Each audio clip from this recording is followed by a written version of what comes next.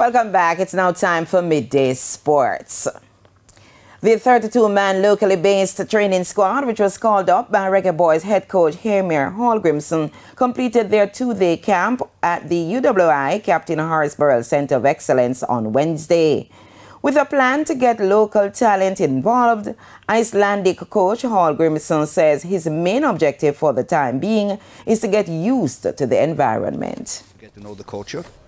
So I think this is a good way to get to know everything as quickly as possible, to gather the players, and a big thanks to the clubs and the coaches, local coaches of the Premiership teams, to allow us to have the players. I think most other places it would be denied to have players in the middle of the week, but big respect to them and big thanks to the clubs and the coaches. Hallgrimson also gave his impression of his first weekend of watching Premier League matches. The games have been good and bad, so sometimes too much power, less technique and tactics, but some really good matches. But I've only seen 4 games live, so I'm not the man to judge. But I will continue to look at the league and see the players, and hopefully see some talent that is not on my list or my.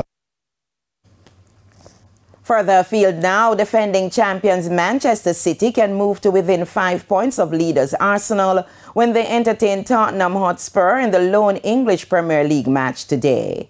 The Citizens are on 39 points, 8 shy of the Gunners, and are looking to rebound from their 2-1 defeat to Manchester United in the derby on Saturday, as well as a League Cup loss to Southampton.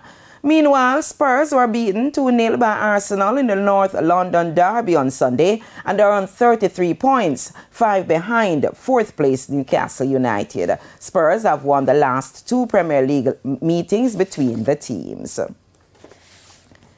West Indies under-19 women's team suffered their first defeat of the World Cup in South Africa following a crushing 10-wicket defeat to New Zealand. The young West Indians were blown away for 68 all out, with 25 extras being the top scorer. Wicketkeeper Ernisha Fontaine, batting at number 10, was the only batter in double figures with 11. Kate Chandler was the chief destroyer for the Kiwis with 3 for 8. The New Zealanders then breezed to 72 without loss in 7.3 overs, with 41 from Georgia Primer and 29 from Anna Browning. The result means the West Indians are now in Group 2 with 5 other teams, where the top 2 teams make the semi-final. They take on Rwanda on Saturday.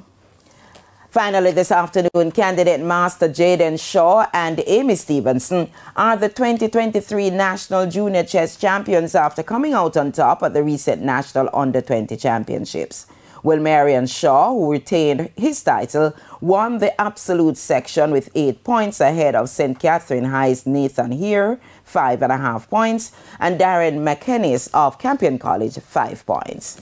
Meanwhile, Stevenson dethroned candidate Master Rihanna Brown to win the women's category. Stevenson, who is also a Wilmer student, won with 7.5 points ahead of Campionite Brown, 6 points, and the national champion Gabriella Watson, who also ended with 6 points.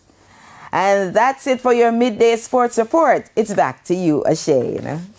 Thanks, Karen. And that's the Midday News. I'm Shane Masters. Join us at 7 for Prime Time News. On behalf of the news, sports, and the production teams, have a good afternoon.